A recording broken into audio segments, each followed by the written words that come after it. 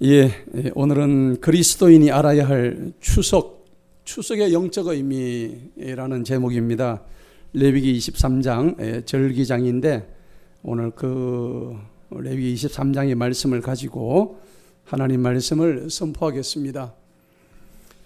여러분, 대보름 한가위만 같아라, 추석을 그렇게 얘기합니다. 1년 내내 그렇죠. 보름달이 휘영청 떠올라서 보름 달만 봐도 마음이 아주 풍성합니다. 그래서 저와 여러분 모두에게 하나님의 그 풍성한 복이 여러분들 가정과 직장과 일터 위에 넘치시기를 축복합니다. 그런데 같은 추석을 맞이하면서도 또 일각에서는 수해를 맞아서 너무나 고통스러워하는 우리 또 동포들이 있습니다. 가슴이 아프죠. 여러분들 위해서 날마다 기도해 주시고 저들이 빨리 회복되기를 기도해 주시면 감사하겠습니다. 추석 때는 수많은 사람들이 고향을 찾아갑니다. 그리고 한 보따리 많든 적든 그래도 많은 보따리를 가지고 감사하는 마음으로 가족을 찾아서 떠나갑니다. 여러분들 고사성의 수구초심이라 하는 말 들어보셨죠? 그 뜻을 여러분 아실 거예요. 여우가 죽을 때 머리를 자기 고향 쪽으로 둔다, 이런 말이에요. 하물며 미물도 동물도 자기가 죽을 때에 자기가 태어난 고향으로 그 고개를 돌린다고 하는데 우리 사람이야 오죽하겠습니까? 그래서 우리가 고향을 찾는 거예요. 그런데 그리스도인은 영적 고향이 있어요. 육적인 고향, 거기에 우리가 머물 바가 아니죠. 흩어졌던 가족들이 모여서 함께 떡을 떼고 정을 나누고, 그리고는 다 먹고 난 뒤에는 죽은 조상의 묘를 찾습니다. 그래서 벌초를 합니다. 그러면서 그 벌초하는 모습에서 우리는 무엇을 느낄까요? 추석 때에만 느낄 수 있는 이런 참 또 특이한 정입니다. 우리는 추석의 모임을 통해서 한 크게 두 가지를 느낄 수 있어요. 우선은 모이니까 가족 사랑이에요. 그렇죠? 그리고 이웃 사랑입니다. 하나님의 사랑이 추석을 통해서 나타난다는 얘기죠. 그리고 죽은 자의 묘를 벌초함을 통해서 인생의 무상함을 우리는 동시에 배우는 겁니다. 우리도 저 묘에 곧 들어가겠구나. 벌초를 하면서 우리는 그걸 느끼는 거예요. 나의 인생도 그리 길지가 않구나. 그래서 벌초를 하면서 우리는 겸손을 배우고 하나님 앞에 우리는 아무것도 아니다 하는 것을 다시 한번 느끼게 되는 거죠. 그렇기 때문에 추석이란 하나님의 사랑, 또 한편에서는 우리의 죽음의 공존, 사랑과 죽음이 두 개가 공존하는 그런 절기가 바로 추석이 아닌가 하는 것을 우리가 알 수가 있는 겁니다. 사랑과 심판, 죽음이라는 것은 죽음 그 자체로 끝나는 게 아니거든요. 죽음은 반드시 뭐가 오죠? 심판이 오는 거예요. 심판이 뒤따르는 거죠. 그래서 추석 때는 특별한 하나님의 사랑과 또 죽음으로 인한 심판의 하나님의 추상 같은 그러한 우리를 향하신 정확한 심판이 있다는 것을 우리가 알아야 됩니다. 매년 우리가 추석이 올 때마다 우리 그리스도인들은 이 추석을 어떻게 대해야 될까요? 매년 오잖아요. 그리고 어떤 추석을 바라보면서 우리는 어떤 신앙의 영적 자세를 가져야 되는지를 오늘 알아보는 시간입니다. 제가 매년 추석 때마다 이 설교를 하고 있지만은 우리가 이번 추석은 특별히 우리가 머리를 고쳐 세워서 이 설교의 말씀을 정확하게 기억하셔야 돼요. 여러분, 추석은요 이제 가을 거지인데 성경에서는 오늘 우리가 읽었던 레위기 23장에 보면 절기가 나와요. 이스라엘의 7대 절기가 나오는데 맨 마지막에 나오는 절기가 바로 장막절, 다른 말로 하면 초막절, 또 다른 말로 하면 수장절, 그렇게 얘기를 하죠. 장막이 뭡니까? 텐트란 얘기입니다. 텐트 아시죠? 텐트를 어디 쳤는데요? 기왕이면 콘크리트도 좀 짓지 왜 텐트를 쳤을까요? 아니 3000년 전에 무슨 콘크리트가 있었겠습니까? 나무로 해가지고 얼기설기 해가지고 이렇게 장막을 쳤다는 얘기입니다. 그래서 장막절이다. 근데 왜 장막절을 또 초막절이다 그렇게 얘기를 할까요? 그 초막할 때 초자는 풀초자를 써요. 그게 무슨 말이냐니까 풀을 갖다가 마른 풀을 가져와 가지고 얼기설기 그냥 다 꾸며가지고 지붕을 만들고 이래서 초막절이다 하는 겁니다. 장막절이라는 얘기는 나뭇가지를 갖다 이렇게 다 얼기설기 해가지고 한 게 장막절이고, 약간 좀 뉘앙스가 차이가 있지만은 그게 다 그거예요. 수장절은 뭡니까? 물에 빠져서 수장했다는 얘기가 아닙니다. 그 얘기가 아니고 거두을 숫자, 저장할 장자, 거두어서 창고에다가 곡식을 거두어 가지고 창고에 저장한다 이 말입니다. 혹시 또 물에 빠졌다고 생각하셨는가? 그게 아닙니다. 수장절이란 것은 거두을 숫자, 저장할 장자, 거두어서 곡식을 창고에 저장한다. 절기로는 그러면 여러분 계절로는 어느 계절입니까? 가을이에요. 지금 이 계절이에요. 그래서 추석을 성경에서는 장막절, 초막절, 수장절 똑같은 말이에요. 이 세 가지가 이렇게 세 가지를 얘기를 한다는 얘기입니다. 그래서 초막절이라는 것은 추수하는 절기다. 우리로 치면 추석이다 이 얘기입니다. 그래서 본문 오늘 33절을 한번 보시도록 하겠습니다. 33절에 보니까 주님께서 모세에게 전하여 말씀하시기를, 34절을 다 같이 한번 읽어봅니다. 시작. 이스라엘 자손에게 전하여 말할지니라, 이 일곱째 달 15일째 날은 주께 7일 동안 드리는 장막절이니라. 아멘. 그러니까 7월 15일부터, 그러니까 이게 유대력 7월입니다. 유대력 이스라엘 달력하고 우리 양력하고 다릅니다. 태양력하고 이스라엘 달력과 달라요. 우리보다 항상 2달이 빠릅니다. 그래서 여기에 7월 15일 이렇게 되어 있는데, 이것은 일곱째 달 하는 것은 유대력으로 7월 15일이라는 얘기입니다. 거기서 7일 동안 드리니까 7월 22일까지예요. 유대 달력으로. 그렇다는 얘기입니다. 그래서 그때 7일 동안 드리는 것이 장막절이다. 35절을 한번 봅니다. 첫째 날은 거룩한 집회가 있으니, 그 일곱째 날 중에 첫째 날은 거룩한 집회가 있대요. 그날에 너희는 뭐도 하지 마라? 육체 일도 하지 마라. 안식이라는 얘기입니다. 편안하게 안식해야 됩니다. 그런데 우리는 어떻습니까? 쉼이 없죠. 우리는 일하는 기계죠. 영어로 뭐라 그래요? 워킹 머신. 여러분들 평생 워킹 머신으로 살고 싶으세요? 쉼이 없는 사람은 좀 보면 안 됐어요. 우리가 가야 할 천국에는 워킹 머신들은 안 받습니다.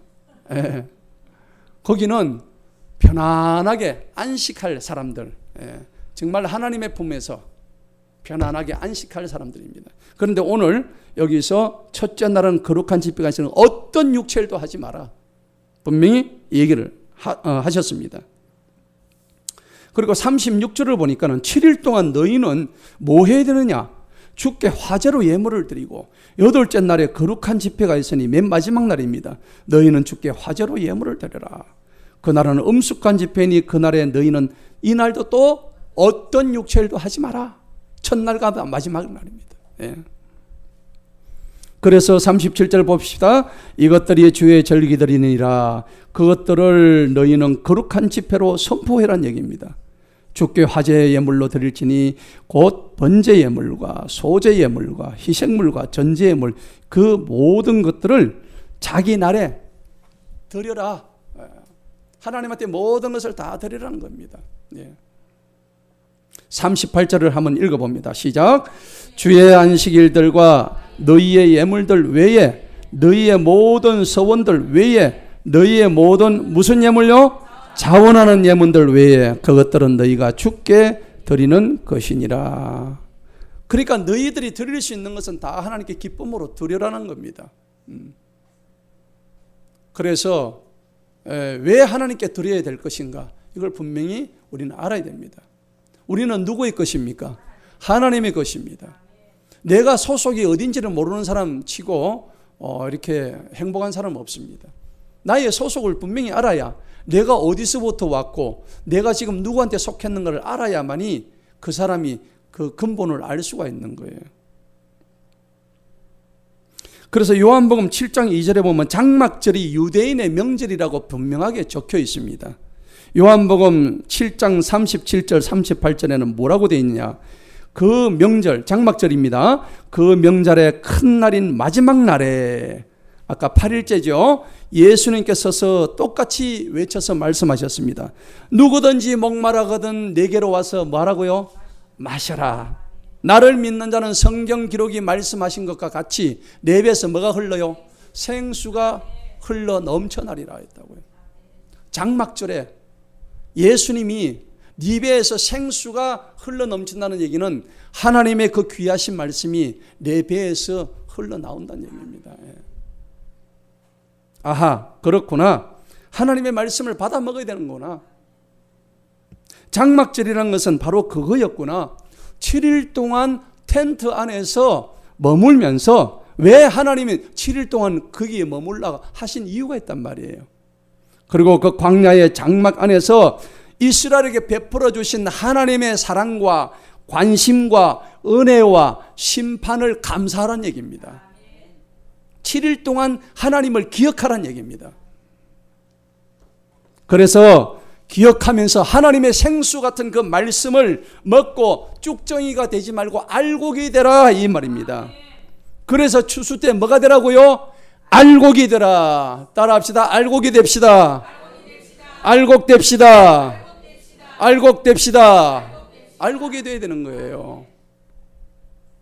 그래서 성령의 충만함을 입어서 남은 자가 되란 얘기입니다. 신동엽 시인의 시에 보면은 껍데기는 가라 그런 시가 있어요. 이거 유명한 시입니다. 껍데기는 가라. 껍데기는 필요 없는 거죠. 우리 신앙의 회칠한 무덤은 아무 소용이 없는 것입니다. 우리 속에 있는 진정한 그 알곡을 하나님을 원하시는 거예요. 자, 그래서 오늘 이 추석 성경적으로 말씀드리자면 장막절, 이 초막절이 주는 세 가지 영적 의미가 있는 거예요. 굉장히 중요한 겁니다. 제가 오늘 주보에도 다 적었지만은 이게 세 가지 영적 의미를 정확하게 알고 있어야만이 다음에 추석이 와도 추석이란 그냥 먹고 마시고 노는 게 아니구나 하는 것을 우리가 분명히 알 수가 있는 거예요. 자, 세 가지 영적 의미의 첫 번째입니다. 첫 번째는 뭐냐? 추석, 즉 장막절에는 모든 것을 우리에게 주신 하나님께 뭘 해야 돼요? 감사해야 되는 거예요. 따라합시다. 감사합시다. 하나님께 감사합시다. 감사할 줄 모르는 사람은 죽은 자예요. 감사할 줄 모르는 자, 영적으로 죽은 자입니다. 여러분, 농부가 땀을 흘린 뒤에 한 해 농사의 열매가 가을 거지 추수 때 나타나죠. 그래서 농부가 한 해 농사를 했는데 가을에 그 열매를 풍성하게 거둔다는 게 얼마나 기쁜지 몰라요. 그렇지 않습니까? 힘들고 어려운 일이 비록 많았겠지만 그 수확의 기쁨을 생각하면 그동안에 고생했다는 건 생각도 안 나요. 너무 좋았어. 그런데 농부가 했지만 사실은 누가 허락하신 거예요? 하나님이 허락하신 거예요. 하나님께서 이른 비를 주시고, 하나님께서 늦은 비를 주시고, 하나님께서 햇빛 주시고, 하나님께서 공기 주시고, 토양을 주시고, 모든 것을 다 주셨어요. 농부는 그것을 단지 관리할 그 일만 했다는 겁니다. 그렇기 때문에 그 농사가 잘 될 수 있도록 하나님 허락하신 그 하나님의 은혜에 감사하는 저와 여러분 되시기를 축복합니다. 여러분, 올해 추수감사절이 며칠 날입니까? 보통 11월 달에 있지요. 11월 20일입니다. 항상 11월 셋째 주일입니다. 근데 달력을 보니까 11월 20일이 올해 추수감사절이에요. 그런데 추석하고 교회에서 하는 추석인 추수감사절하고는 왜 이렇게 차이가 많이 날까? 지금 9월이잖아요. 11월 20일이 추수감사절이에요. 그런데 추수감사절은 성경에 있을까요? 없을까요? 없습니다. 추수감사절, 영어로 하면 Thanksgiving Day라고 그러죠. 이것은 사람이 만드는 절기예요. 언제 만들었냐면 1620년도 영국의 청교도들이 메이플라워를 타가지고, 그래서 영국의 국교도들이 이민을 옵니다. 네덜란드 사람과 같이 해가지고 미국으로 매사추세츠 쪽으로 들어옵니다. 들어와가지고 인디안들하고 막 싸우죠. 원주민들하고 얼마나 피 튀기는 싸움을 합니까? 그래서 거기서 나중에 그 원주민, 인디안 원주민들하고 같이 이렇게 어우러져 가지고 농사를 짓는데 풍년이 난 거예요. 그래서 저들은 하나님께 감사하고 또 그래도 자기들을 받아준 인디안 원주민들께 감사해서 그래서 만들었던 축제가 추수감사절이에요. 그러니까 1602년도에 맨 처음 시작된 게 추수감사절이라는 얘기입니다. 성경에는 추수감사절이라고 없습니다. 성경에는 뭐가 있습니까? 장막절, 초막절, 수장절만 있어요. 예. 추수감사는 사람이 만드는 절기예요. 어쨌든 한국에는 우리 조선 땅에는 1900년, 정확히 말하면 1904년도에 우리 조선 땅에 추수감사절이 처음 들어왔어요. 제대로 지켜진 것은 1916년도에 추수감사절이 처음 교단에서 그것을 인정하고 시작이 되었습니다. 그래서 지금은 11월 셋째 주일날 추수감사절을 드리고 있는 것입니다. 하지만 하나님께서 지키라고 하신 구약의 절기는 초막절입니다. 예.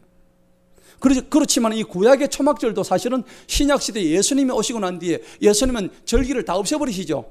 제사도 없애버리십니다. 왜?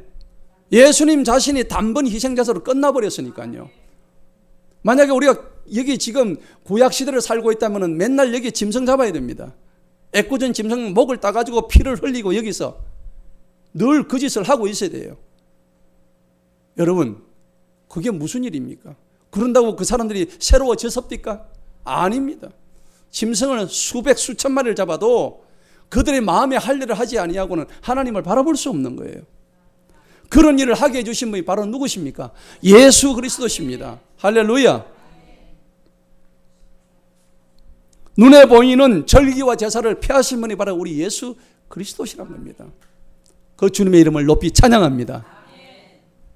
우리가 시편 136편에 보면은 전부 감사해라, 이래서 감사해라, 저래서 감사해라, 엄청나게 전부 다 감사하라가 밖에 안 나옵니다. 시편 136편 보셨죠? 예.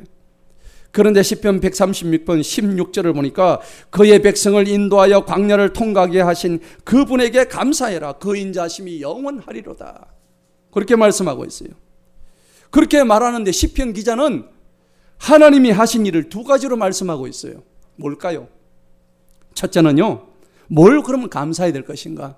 첫째는 하나님이 이스라엘 백성들을 애굽에서 건져내신 것을 감사한 겁니다. 오늘 저와 여러분은 지금 애굽에 있습니까? 출애굽에 있습니까? 출애굽했습니까? 제가 보니까 애굽에 계신 분도 계신데 지금 아직까지 애굽에서 지금 허우적거리는 분이 계셔요. 자기 자신이 잘 알 거예요. 나는 지금 출애굽을 했는지, 아직도 애굽에서 지금 허우적거리고 그 애굽의 병사들이 지금 회초리를 맞고 있는지. 하나님은 지도자 모세를 보내셔가지고 잠자던 그들의 신앙을 깨우셨고, 그래서 애굽에 10가지 재앙을 내리셔가지고 이스라엘 백성들을 430년 동안 애굽의 치하에서 해방시켜 주셨습니다. 할렐루야.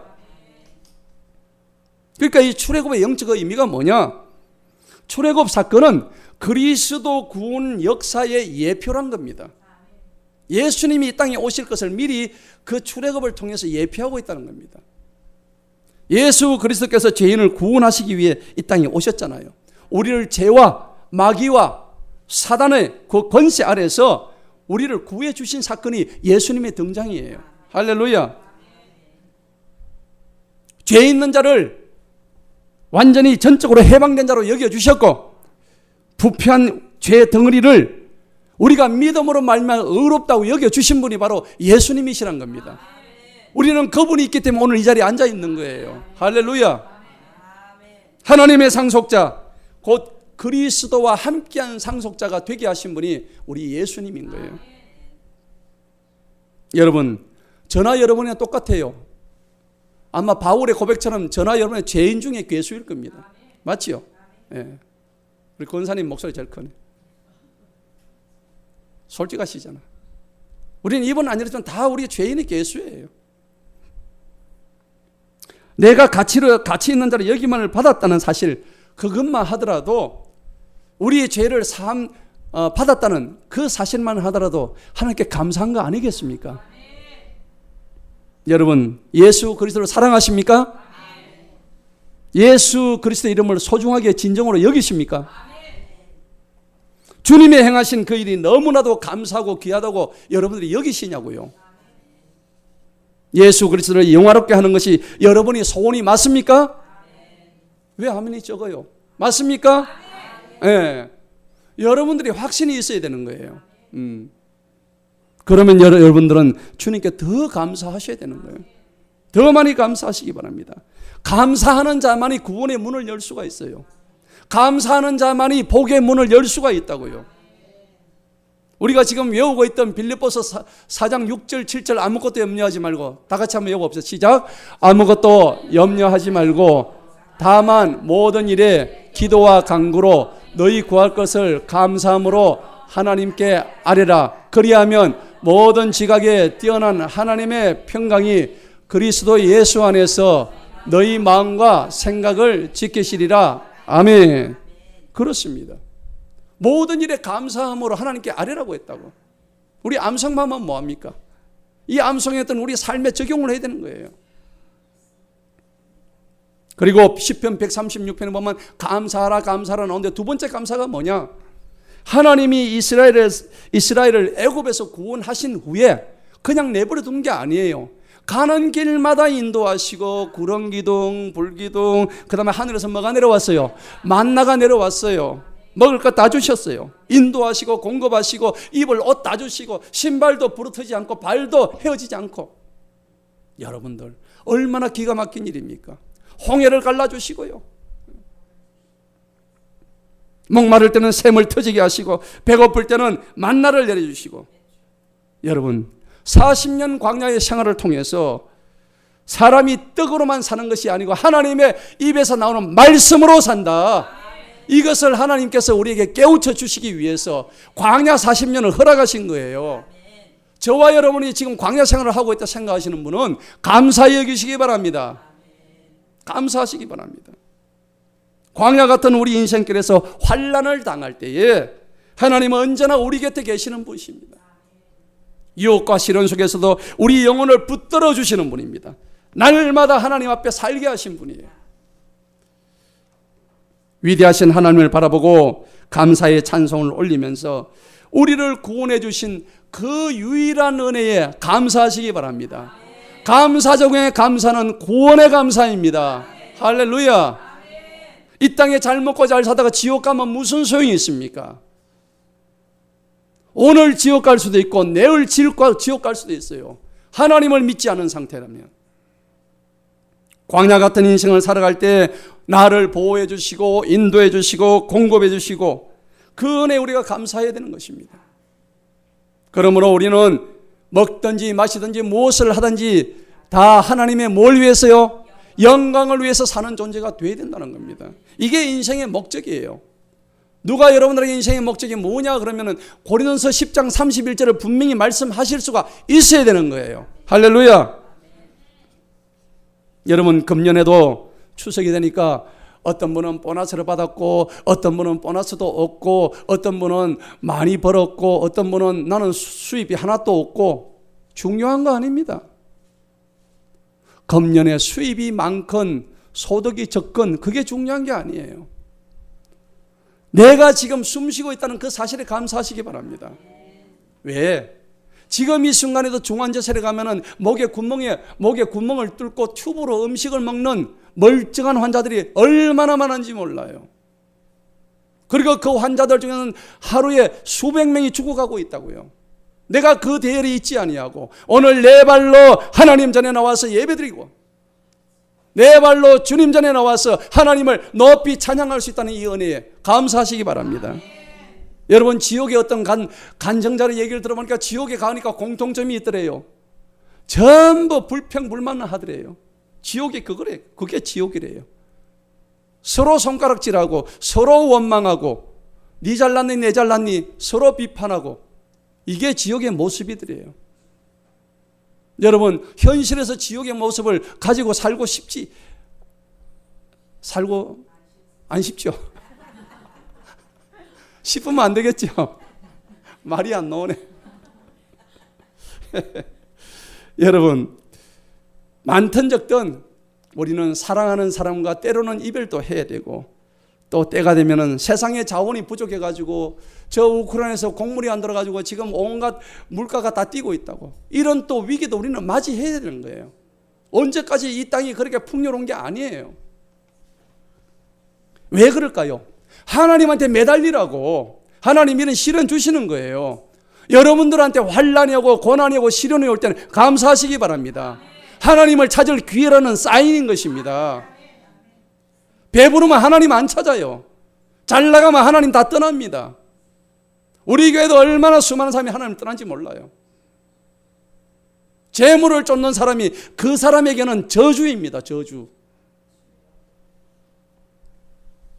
얼마나 우리는 때로는 여러 질병에 걸리기도 하고, 우리 지난주에도 우리 장 집사님 얼마나 힘이 들었습니까? 또 어떤 분들은 코로나에 걸려가지고 죽기도 하고 생사를 왔다 갔다 하는 분이 계셔요. 우리가 그걸 통해서 우리의 연약함을 알게 되는 거예요. 스스로 고칠 수 없는 자기의 절망적인 모습을 바라보면서 하나님, 나는 왜 이렇습니까? 고쳐지지가 않아요. 내 속에는 왜 이렇게 상처가 많아요? 나는 왜 이렇게 스트레스를 받고 살아가는 존재입니까? 우리 가슴은 애이고 또 눈에는 눈물이 늘 고여 있습니다. 눈에 눈물이 마를 날이 없어요. 이게 우리 인생이에요. 그때마다 우리가 얼마나 믿을 만한 존재가 되지 못한다는 것을 우리 스스로를 깨닫게 하시는 거예요. 그렇기 때문에 내가 산 것이, 여태까지 살아온 것이 내 힘이 아니라, 내 힘으로 살아온 것이 아니라 생명이신 그분의 돌보심에 은혜를 입었기 때문에 내가 오늘 여기까지 왔다. 그것을 자각하라고 하나님 우리에게 고통을 주시고 때로는 고난을 주시고 환난을 주시고 시련을 주시는 것입니다. 그럴 때마다 우리는 생명에 있고 없음을 코에 호흡 하나인 것을 기억하시고 창조주를 묵상하는 기회로 삼으시는 저와 여러분 되시기를 축복합니다. 이번 추석이 하나님 앞에 드리는 감사의 제사가 되기를 간절히 소망합니다. 레위기 오늘 23장을 우리가 읽었는데 구약의 절기장입니다. 모두 7절기가 나오는데 성경에 나오는 모든 절기는 무엇을 말할까요? 전부 그리스도에 대한 이야기입니다. 그리스도를 예표하고 그리스도의 모형이 전부 다 구약의 절기예요. 구약은 수건을 벗겨보면 전부 다 그리스도의 얘기입니다. 고린도서 3장에 보면 이 말씀이 나와요. 너희가 마음이 완고하여 오늘까지도 구약, 즉 모세의 율법을 읽을 때 그 수건이 벗겨지지를 않았는데 그 수건은 그리스도 안에서 완전히 없어진다고 했습니다. 우리가 지금 쓰고 있는 이 안대, 수건은 그리스도 안에 있으면 다 벗겨진대요. 주께로 돌아가면 그 수건이 벗겨지는데 주의 영이 계신 곳에는 자유함이 있느니라. 우리 눈을 가리고 있는 그 수건을 벗겨내시는 분이 누구십니까? 바로 예수 그리스도십니다. 할렐루야. 주님의 이름을 높이 찬양드립니다. 그렇기 때문에 구약 성경은 모두 예수 그리스도에 관한 이야기라고 요한복음 5장 39절에서 명백히 말씀하고 있습니다. 오늘 본문 레위기 23장에서 말하는 7절기는 모두 예수 그리스도의 모습인데 우리가 도표를 보고 한번 보도록 하겠습니다. 자, 보시면은 6월절, 이제 4절과 23장 거기 보니까 4절, 5절에는 6월절입니다. 자, 제가 도표를 지금 해놨는데 23장에 이 절기가 전부 7개 절기가 나와요. 자, 빨간 걸로 읽은 것을 차례대로 한번 읽어봅니다. 첫째, 6월절, 무교절, 초실절, 칠질절, 나팔절, 속죄절, 초막절. 오늘 우리가 읽은 것은 초막절입니다. 그럼 이 7개 절기가 전부 다 누구를 나타내느냐? 그리스도 예수를 나타낸다는 얘기입니다. 자, 6월절은 뭘까요? 6월절은 예수님의 피를 의미하는 겁니다. 육체의 생명은 피에 있다고 그랬죠. 그래서 출애굽할 때 저 문지방을 문설주에 발랐던 그 임방에 발랐던 어린 양의 피를 넘어가지 않고는 살아남을 자가 없었단 말이에요. 그분이 누구십니까? 예수님의 피입니다. 이 6월절은 예수님의 피를 상징하는 거예요. 무교절은 뭘까요? 무교절이란 것은 그 빵을 만들 때에, 떡을 만들 때에 발효제를 안 넣었다는 얘기입니다. 아무것도 안 순수한 걸 의미한 겁니다. 그러니까 그리스도와 우리와 순수하게 친교하는 의미예요. 교제를 나누자는 얘기입니다. 아무것도 집어넣지 말자는 얘기입니다. 그래서 순수하게 교제하는 게 바로 무교절입니다. 5절과 8절의 내용이죠. 그 다음에 9절부터 14절은 뭐냐면 초실절이에요. 초실절은 봄에, 이스라엘은 봄에 보리를 수확을 합니다. 그죠? 근데 초실입니다. 그게 보리 수확하는 것을 초실이라 그래요. 그건 뭐냐? 그리스도의 부활을 의미해요. 거룩한 죽음의 첫 열매 되신 주님의 부활을 기념하는 게 바로 초실절입니다. 77절은 뭘까요? 77이 49, 오순절을 의미하는 거예요. 50일째는 49일 그 다음 날이니까 50일째 되나니까 오순절을 얘기하는 거예요. 즉 다시 말해서 그리스도께서 이 땅에서 사역을 마치시고 공중으로 올라가시고 그 바톤 타치를 누가 하십니까? 성령님이 하시잖아요. 맞지요? 그래, 보혜사 성령님이 내려오시잖아요. 내가 떠나가야 성령님이 너희들한테 온다고 했잖아요. 그러니까 바톤을 누가 하고 받습니까? 예수님하고 성령님하고 서로 바톤 타치하는 거예요. 이게 바로 뭐냐? 77절이에요. 다른 말로 하면 맥추절, 오순절, 봄추수죠. 그 다음에 23절부터 25절은 나팔절입니다. 이게 뭘까요? 나팔을 부는 거예요. 언제? 봄에 나팔을 부는데 조금 있으면 가을에 가을거지 할 것이다 하고 나팔을 갖다가 빠바바빰 하고 부는 거예요. 왜? 너가 가을에 추수하려면 뭐가 되라고요? 쭉정이 돼요? 알곡대 돼요? 알곡대라고 나팔을 크게 부는 거예요. 하나님의 나팔 소리 막 들리는 거예요. 이게 나팔절이에요. 신호란 말이에요. 그 다음에 그러니까 그리스도의 성도의 부름입니다. 그 다음에 6번째는 속죄절이죠. 뭐니 해도 우리가 구원받을 수 있는 첫 번째 관문이 뭡니까? 우리가 죄의 사함을 받아야 되겠죠. 이게 바로 속죄절입니다. 속죄일이라고도 얘기해요. 26절부터 32절 레위기 23장에는 그리스도로부터 인한 사죄, 우리 구원의 첫걸음은 죄의 용서를 통해서, 죄의 사함을 통해서, 죄의 사면을 통해서 우리가 구원이 이루어진다는 것을 속죄를 통해서 나타내 준다는 얘기입니다. 마지막 오늘 우리가 읽었던 초막절은 33절로부터 43절까지인데 우리가 때가 되면은 맨 마지막 때 하나님께서 우리를 전부 다 몽땅그리 다 해가지고 추수한다는 겁니다. 여러분 아까 우리가 불렀던 찬양만 나설 것때가 어떻게 되죠? 때가 되면은 하나님께서 나설 되시죠. 나설 때가 전부 다 베어버려요. 이 7가지 절기 모두가 예수 그리스도 이야기란 겁니다. 그래서 구약에서 절기를 기억하라 하는 의미는 뭐냐? 하나님을 기억하라는 얘기입니다. 그런데 절기 때 보면 제물을 많이 요구하는 의미가 있습니다. 뭘 갖다 바쳐라, 뭘 내라.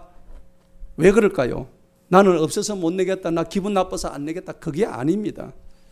절기 때 제물을 요구하는 이유가 있습니다. 모든 것이 다 네게 아니고 하나님의 것이라는 것을 상기하기 위해서, 그래서 그 제물을 말씀하는 거예요. 아까도 제가 말씀드렸다시피 인간이란 것은 물질이 있는 곳에 자기 마음이 있다고 했습니다.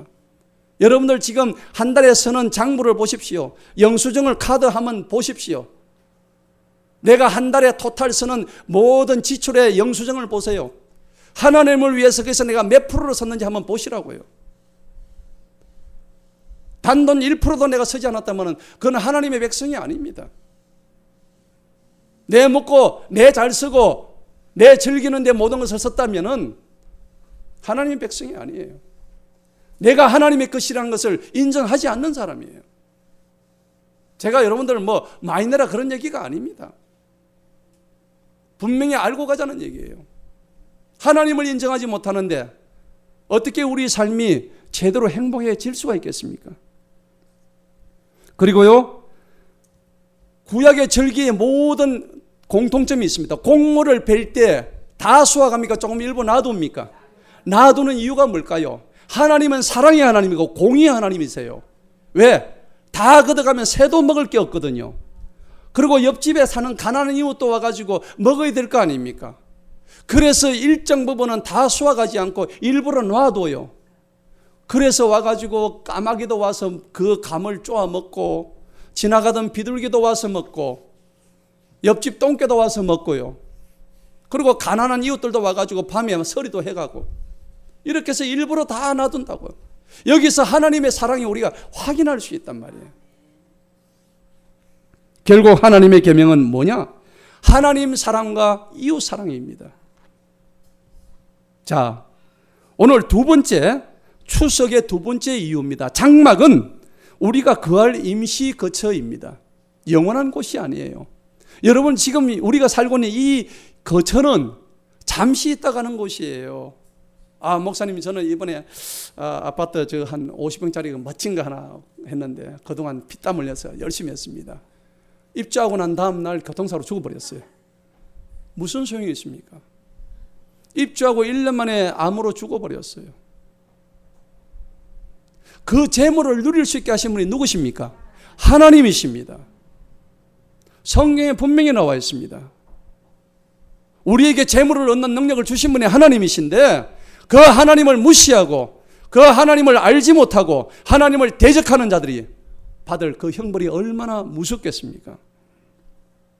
추석 때마다 우리 그리스도는 이것을 알아야 진짜 장막절의 의미를 가슴 깊이 새길 수가 있는 거예요.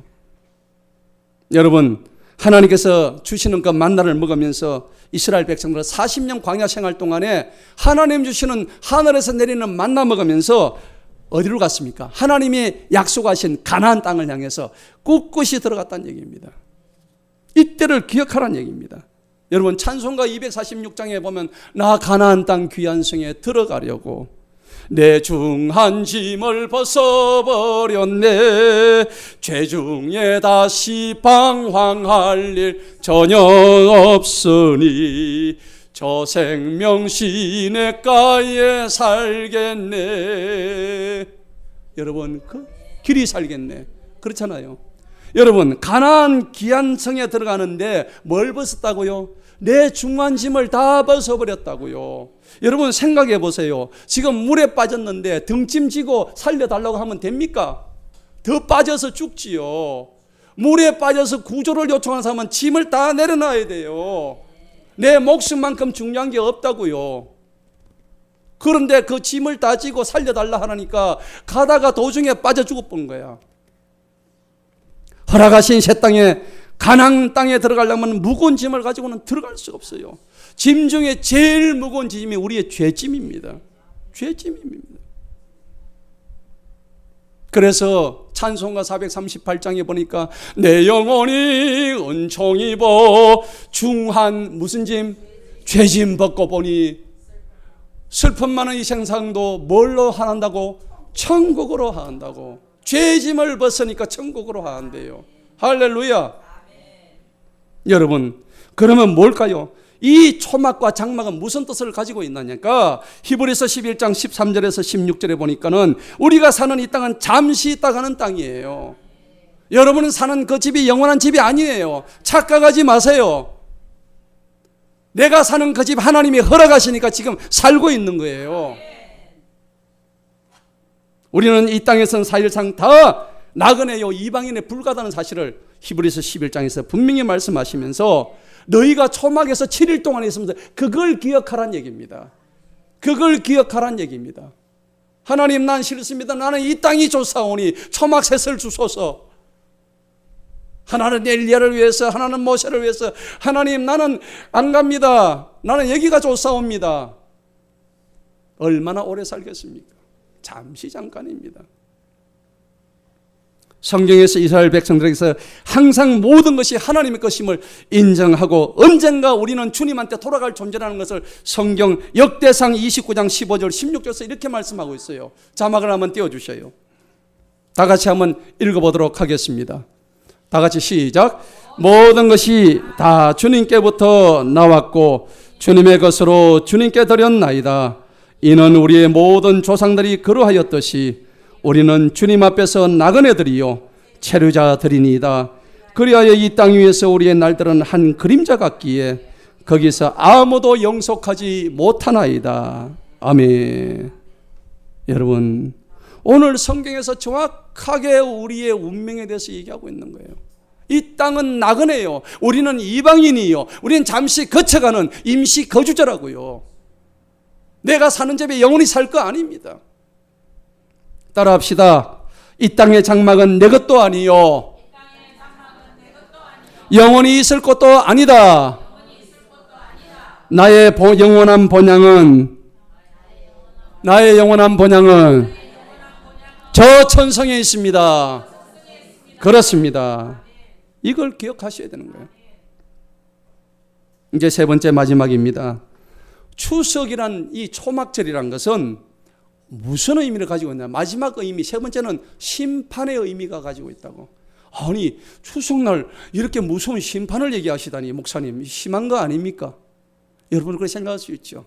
이 즐거운 추석날 왜 심판이냐고. 그런데 정확하게 추석은 심판을 의미합니다. 반드시 타작을 합니다. 초막은 심판의 집이기 때문에 심판을 우리는 염두에 항상 두고 있어야 됩니다. 왜냐하면 추석은요, 추석에 알곡을 거둘 때에 반드시 알곡 거두기 전에 무엇과 가릅니까? 알곡과 쭉정이를 가르는 일을 먼저 선행해야 추석이 이루어집니다. 할렐루야. 그게 심판이란 얘기입니다. 여러분들은 알곡이 되고 싶습니까? 쭉정이가 되고 싶습니까? 알곡이지요. 알곡이 되어야 되죠. 그래서 추석의 가장 중요한 의미는 심판입니다. 봄에 씨앗을 뿌릴 농부는 열심히 밭갈이하고 잡초 뽑고 물을 주고요, 난리칩니다. 그래서 가을에 뭘 맺어요? 알찬 곡식을 맺는데 가만히 보니까는 밭고랑에 보니까는 곡식도 있는데 곡식처럼 생긴 쭉정이도 있다고. 요놈 이름이 뭐라고요? 가라지더라고. 가라지하고 알곡을 구별을 못해. 우리는 보면. 근데 농부들은 보면 알아요, 몰라요? 알아요. 농부들은 알아요. 우리같이 농사 안 지은 사람은 이게 쭉정이 와, 알곡 잘 여물었네, 이러고 우리는 그렇게 얘기하겠죠. 농부들은 알아요. 그런데 농부들이 그 가라지를 뽑기 위해서 당장 가지고 뽑습니까? 안 뽑습니까? 안 뽑아요. 왜? 그거 뽑으려다가 성한 알곡 다칠까 봐 안 뽑는다냐고요. 그래서 예수님께서 말씀하셨어요. 한 영혼이 천하보다 귀하다고. 나는 한 영혼을 위해서 내 목숨을 버리러 왔다고. 주님이 말씀하신 거예요. 그 한 영혼 혹시 다칠까 싶어서 이 땅의 마지막 심판 때까지 이 악인들을 전부 다 청소하지 않고 가만히 놔두는 거예요. 마지막 때 한꺼번에 전부 다 지옥에 집어넣으려고. 여러분, 악인이 잘 되는 걸 부러워하지 마시기 바랍니다. 부러워할 대상이 아닙니다.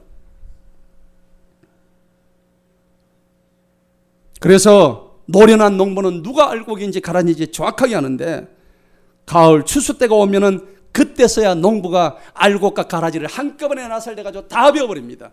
그리고 그 추수한 그것들을 어디 집어넣습니까? 바로 타작마당에 집어넣는 거예요. 타작마당에 넣으면은, 여러분 시골 가면 도리깨 아시죠? 도리깨를 가져와가지고 두드려 팹니다. 알곡과 가라지를 구분해냅니다. 그리고 탈곡기 집어넣어가지고 발을 돌려가지고 탈곡기를 윙윙 돌려가지고 알곡과 가라지를 완전히 분리시킵니다. 알곡은 어디에 돌려요? 곡식 창고에 돌리고, 가라지는 어디로 들어갑니까? 불타는 아궁이 지옥으로 떨어집니다. 마태복음 3장 12절에 손에 키를 들고 자기의 타작마당을 정하게 하사 알곡은 모아 곡간에 들이고 쭉정이는 꺼지지 않는 지옥불에 태우시니라. 여러분, 포도가 포도즙 틀에 들어갑니다. 그럼 어떻게 돼요? 으깨어지죠. 으깨어지면서 그 포도즙에 나올 때 핏물처럼 나옵니다. 붉은 포도즙 물이 나오는데, 그리고 껍데기는 자동으로 막 빠져나옵니다. 계시록 12장 19절에 20절 보니까 천사가 낫을 땅에 휘둘러 땅에 포도를 거두는데 하나님의 진노의 큰 포도주 틀에 던져진답니다. 그래서 성 밖에서 그 틀이 밟히니까 틀에서 피가 나와가지고 말 굴레까지 닿았고 1600 스타디움까지 퍼졌더라. 그 피가 퍼졌더라는 얘기입니다. 진노의 피가 포도즙 틀을 그냥 깔아뭉갠 것처럼 하나님의 최후의 심판을 의미하는 겁니다. 예수님은 요한복음 7장에서 알곡과 쭉정이를 분명히 말씀하고 있는 거예요. 그리고 예수님을 찾아도 찾지 못할 때가 반드시 올 것입니다. 예수님께 오는 자는 다 구원받습니다. 할렐루야. 오늘 본문 42절 43절 보시겠습니다. 42절 다 같이 한번 읽어봅니다. 시작. 너희는 7일 동안 초막들 안에서 거주하되 태어난 모든 이스라엘 백성들은 초막 안에서 거주할지니. 43절. 이는 내가 그들을 이집트 땅에서 인도하여 나올 때에 이스라엘 자손이 초막 안에서 거하게 하였음을 너희 세대들이 알게 하려 함이니라. 나는 주 너희 하나님이라 하시니라. 아멘. 지금 이스라엘 백성은 초막 안에서 살고 있을 때입니다. 알곡과 죽정이를 갈라서 초막을 지은 이들에게 예수님이 비유로 말씀하시는데, 예수님의 어들은 저들을 잘 모르는 거예요. 알지는 못해요. 예수님을 만날 자와 만나지 못할 자의 심판을 분명히 하고 있는 거예요. 그런데요, 스가랴 14장에 보면은 이런 말씀이 있어요. 주님께서는 마지막 추수인 장막절을 지키러 올라오지 않는 이방인들과 모든 민족들에게 어마어마한 재앙을 내리겠다고 말씀하십니다. 할렐루야. 여러분, 그 대상에 들어가시면 안 되는 거예요.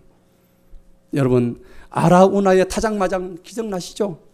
다윗이 인구조사가 범죄해가지고 자기 백성이 자기가 범죄를 가지고 하나님께서 네가 택하라는데 전염병을 택했어요. 그래서 7만 명이 죽습니다. 그런데 그때 이 다윗은 아라우나에게 찾아가가지고 은 50세겔을 주면서 그 타작마당을 삽니다. 거기서 그 타작마당에다가 모든 제사를 하나님 앞에 모든 제물들을 올려놓고 회개를 합니다. 하나님, 제가 잘못했습니다. 차라리 저를 죽였습니다. 우리 백성이 무슨 죄가 있습니까? 제가 잘못된 거 아닙니까? 그런데 그 거룩한 천사가 보고 있다가 하나님께서 진노를 거두어 들이십니다. 원래는 제대로 하자면 130만 명이 죽어야 돼. 근데 한 20분의 1밖에 안 죽어서 7만 명밖에 안 죽어요. 여러분, 옛날에는 다이도 크죠. 요즘 코로나로 7만 명 죽었다 해보세요. 난리 안 나겠습니까? 나라 뒤집어지겠죠.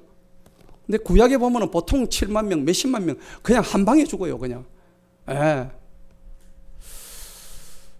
하나님께서 그 땅을 위하는 기도를 들으셨습니다. 여러분, 욥기서 보면 욥이 그의 친구들을 위해서 번제와 화목제를 드립니다. 그리고 그의 친구들을 위한 기도가 응답이 됩니다. 우리가 일주일 내내 열심히 기도한다 할지라도요, 주일 예배 무시하면은 하나님 앞에 그 기도가 상달되지 않습니다. 여러분, 주일 예배 무시하지 마세요. 일주일에 한 번 있는 그 예배 무시하지 마시기 바랍니다. 아라노아의 그 타작마당은 모리아 산입니다. 아브라함이 그의 독생자 이삭을 갖다가 드렸던 그 장소입니다. 솔로몬이 여기에다가 아라노아의 타작마당에 성전을 지어요. 이제 우리는 주님의 성산 시온산에 올라갈 때입니다. 여러분, 복음성가에 보면 저 멀리 뵈는 나의 시온성, 거룩한 곳, 아버지 계시는 곳, 그곳을 향해 우리는 올라가야 될 때입니다. 지금 교회에서 100일 기도를 하고 있는데 왜 100일 기도합니까? 이 100자가 무엇을 의미합니까? 왜 하필이면 100일입니까? 103일 하고 200일 하고 300일 하지. 이 100일이라는 숫자는 성경적으로 보면 충만수입니다. 충만의 숫자입니다. 100이라는 숫자는 100일 하자는 뜻이 아닙니다. 항구적으로 영원하고 충만한 숫자를 상징적으로 나타내는 게 100일 기도예요. 그럼 100일 기도하면 기도 안 하느냐? 계속 합니다. 여러분, 기도의 시동을 걸으라는 의미에서 100일 기도한 거지 100일 하고 난 뒤에 기도 그만두라는 얘기가 아닙니다. 착각하지 마세요. 우리의 기도는 영원토록 계속될 것입니다. 기도하며 회개하는 자가 살아남습니다. 기도하는 자만이 천국의 열쇠를 가질 수가 있어요. 기도하는 자만이 주님을 만날 수가 있습니다. 오늘 말씀의 결론을 맺겠습니다. 우리는 이제 추석 초막절을 맞아서 영적으로 신앙적으로 이 추석의 의미를 다시 한번 분명히 기억해야 합니다. 제가 오늘 3가지를 말씀드렸어요. 첫째는 뭡니까? 추석을 주심에 감사합시다. 아멘. 감사하는 자를 당할 사람 없습니다. 감사하는 자에게는 이길 사람이 없습니다. 여러분, 불평하고 원망하는 사람은 아무것도 아닙니다. 여러분, 감사하세요. 감사하는 자에게는 누구도 못 이깁니다. 두 번째는 초막은 우리가 잠시 거처하다 갈 임시 거처에 불과합니다. 여러분들 지금 사는 집에 만족하지 마세요. 그거 내가 잠시 있다가 할 거예요. 나는 내일 일도 모릅니다. 10분 뒤 일도 몰라요. 모든 주권은 하나님한테 있는 것을 인정하시기 바랍니다. 세 번째는 초막은 우리의 마지막 심판의 타작마당임을 기억하시기 바랍니다. 여러분, 주님은 언젠가 저와 여러분을 타작하십니다. 그때 가라지로 타작될 것인지 알곡으로 타작될 것인지 여러분들이 결정하시기 바랍니다. 선택권은 저와 여러분에게 있습니다. 오늘날 성도들이 지나치게 물질적이고 세속적인 신앙에 빠져가지고 있는 것은 궁극적으로 우리의 본향인 저 천성과 천국을 망각하고 있는 거예요. 지금 당장의 세속적인 이익에 매달려 있고 세속적인 성공을 하려다 보니까 결국 우리가 천국 가는 그 길이 철로 역정에서 말하는 순례의 길입니다. 필그림의 삶이에요. 필그림의 삶이에요. 그 삶을 순례자의 길을 포기한 그 결과밖에 되지 않는 거예요. 여러분, 우리 그리스도인들은 하늘 본향을 찾아가는 신령한 순례자임을 기억하시기 바랍니다. 그래서 우리 그리스도인들은 자신의 신분을 분명히 알아야 돼요. 삶의 목표가 분명해야 됩니다. 내 자신의 순례자 인생임을 기억하시고 이 세상에 살아가는 삶의 자세가 달라야 되는 것입니다. 그래서 우리 사도 바울은 우리가 외웠던 골로새서 3장에서 뭐라 했습니까? 너희가 그리스도와 함께 살리심을 받았으면 위의 것을 찾아라. 거기에는 그리스도께서 하나님 우편에 앉아 계시느니라. 위의 것을 생각하고 땅의 것을 생각하지 말라. 이렇게 암송하니까 좋네요. 저절로 나오잖아요. 얼마나 감사한 일입니까? 언젠가 우리는 늙고 지치고 병들고 상처투성이 됩니다. 그러면 우리 이 육신의 장막을 벗을 때가 곧 옵니다. 우리는 조만간에 육신의 장막을 벗고 우리가 벌초했던 그 자리에 우리가 있게 되는 것입니다. 그것을 완전히 벗고 온전히 신령한 모습의 몸의 부활과 새 영으로 거듭난 우리의 모습을 우리는 영원한 추석이 있는 곳이 어딜까요? 하늘나라입니다. 영원한 추석이 있습니다. 그리고 완전하신 하나님의 초막이 저 하늘나라에 있음을 기억하시기 바랍니다. 이 땅의 초막은 다 찌그러지고 사라집니다. 하지만 저 천국에 있는 영원하신 하나님의 초막은 영원할 것입니다. 그 아름다운 하나님의 초막에서 만나서 영생의 복을 누리는 저와 여러분 되시길 간절히 축원합니다. 기도하겠습니다. 하나님 아버지 감사합니다. 그렇습니다. 우리는 하늘 본향 찾아가는 진정하고 신령한 순례자들입니다.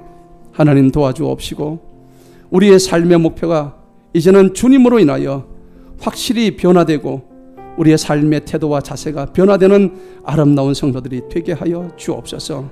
언젠가 벗을 우리의 육신의 장막을 다 아버지 벗어버리고 주님으로 인하여 신령한 몸의 부활과 새 영으로 거듭난 우리의 모습, 영원한 추석을 바라는 저희들 되게 하시고 아름다운 하나님의 그 영원하신 초막 안에서 영원토록 하나님을 찬양하고 즐거워하는 저희들 되게 하여 주옵소서. 감사하고 예수님의 이름으로 기도하옵나이다. 아멘.